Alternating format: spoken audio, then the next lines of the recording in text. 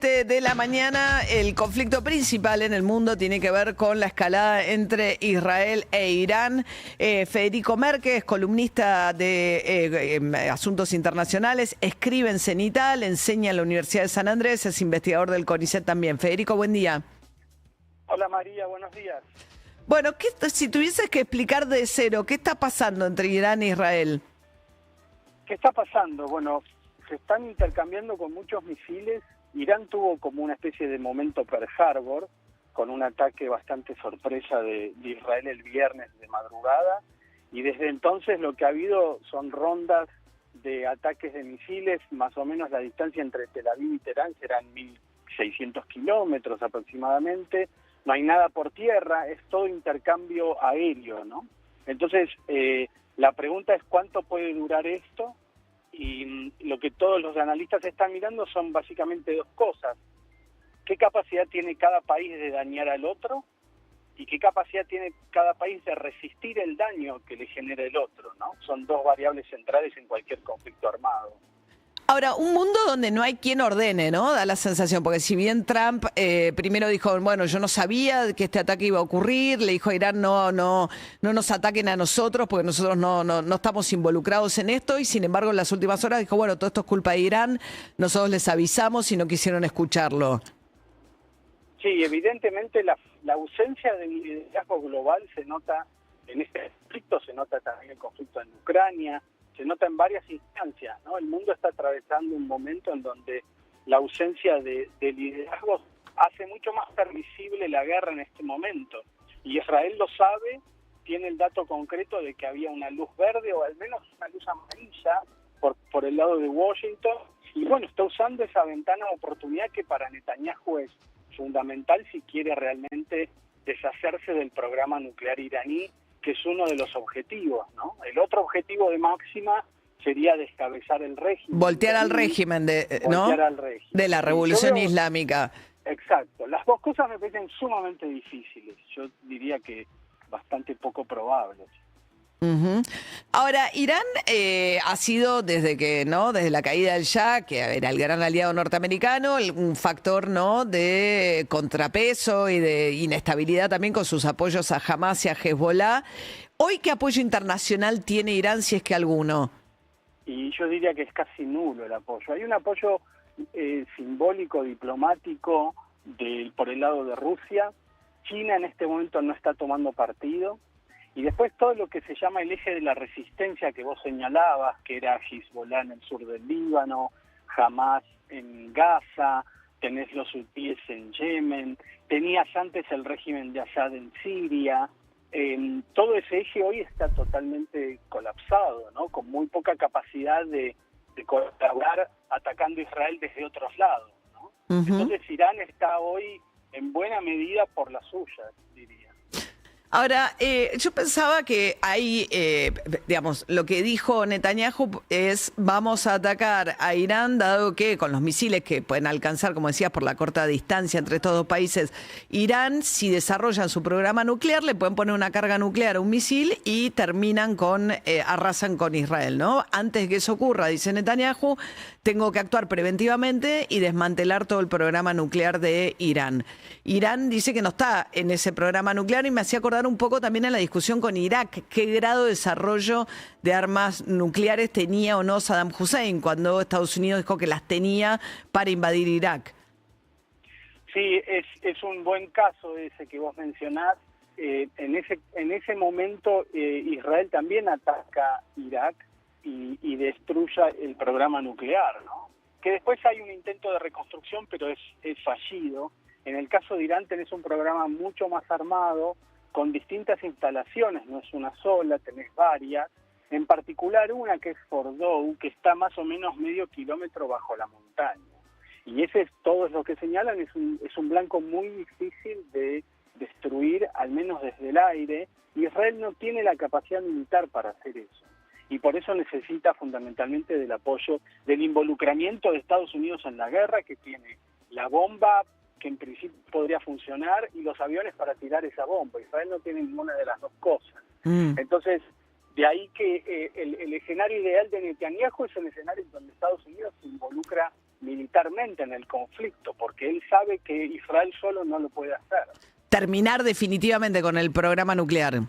Exacto, yo creo que es muy improbable eso porque Irán tiene tecnología y tiene el know-how, sabe cómo hacerlo, y destruir un programa nuclear no es solamente dañar las instalaciones. Irán ha mostrado mucha resiliencia y mucha capacidad de reconstruir su programa nuclear varias veces, de esconderlo, de mentir.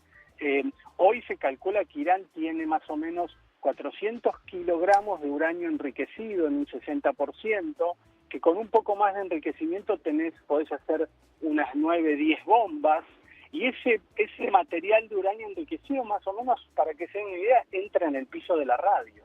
Entonces es muy difícil encontrar dónde está ese material que pueda ser metido en una punta de un misil o que pueda ser tirado de otra forma. Ahora, evidentemente Israel algún grado de penetración de inteligencia tiene, porque ha logrado hacer estos asesinatos selectivos, ¿no? Dando con sucesivamente en muy pocos días los máximos jefes militares de Irán. Mucha penetración. Es muy difícil pensar que eso haya sido posible sin la colaboración de iraníes dentro del régimen, claro, ¿no? que están cooptados por la inteligencia israelí, porque han volado generales en la cama, literalmente, ¿no? Más los encargados del programa científico, ¿no? Pues, o sea, tienen ubicados desde Israel dónde están los encargados del programa científico y los máximos jefes militares, que supongo además que deben tener mucha seguridad a esta altura.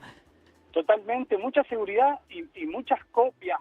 Hay muchos protocolos. Irán en ese sentido no es nada inocente. Es como pensar que si vos matás al presidente de Coca-Cola, la Coca-Cola se deja de hacer, ¿no? La fórmula está en otro lado, no está en la cabeza del científico.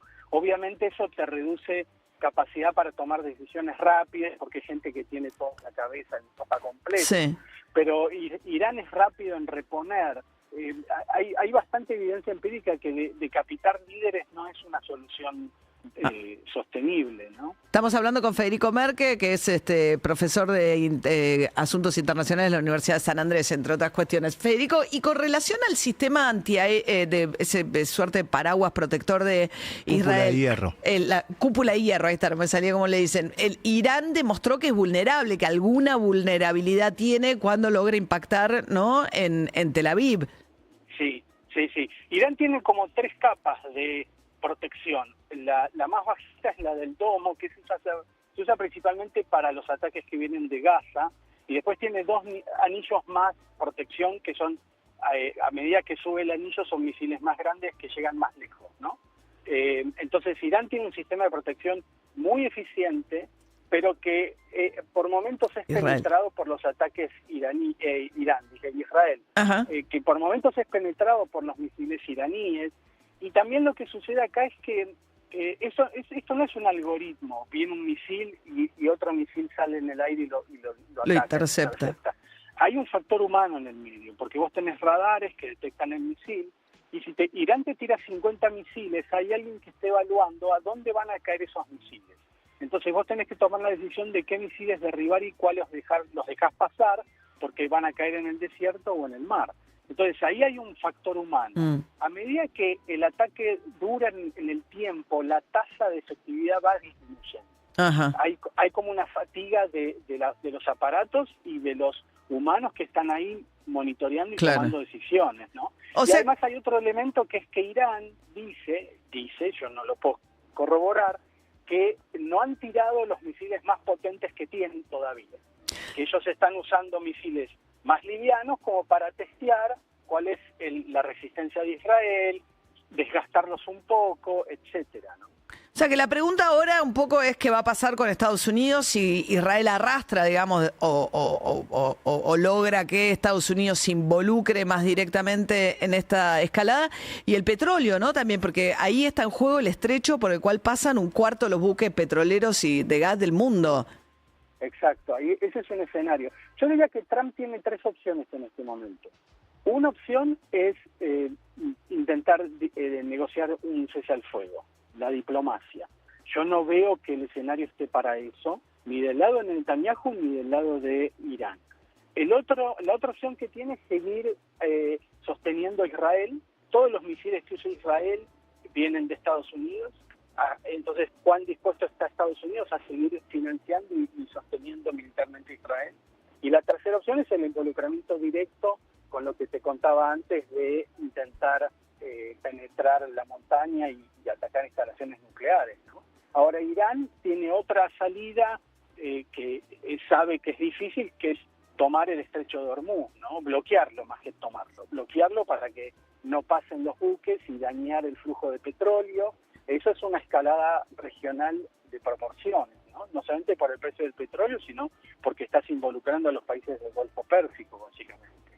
Sí. Un dato que tiene que ver con todo esto es que ayer Estados Unidos, partieron de Estados Unidos 21 aviones cisternas del ejército de los Estados Unidos. Estos son aviones que sirven para recargar combustible de los aviones de guerra y de los bombardeos. Se fueron para Europa y para Medio Oriente. Para estar en la zona. Y claro. lo otro que escuché que me pareció un dato increíble es que registraron, porque para determinar si Estados Unidos sabía o no sabía en la previa del primer ataque de Israel, era que hubo muchos pedidos de pizza alrededor del Pentágono, mucho delivery de pizza en las horas previas, con lo cual deducen que habían estado trabajando en la previa, pues sabían del ataque.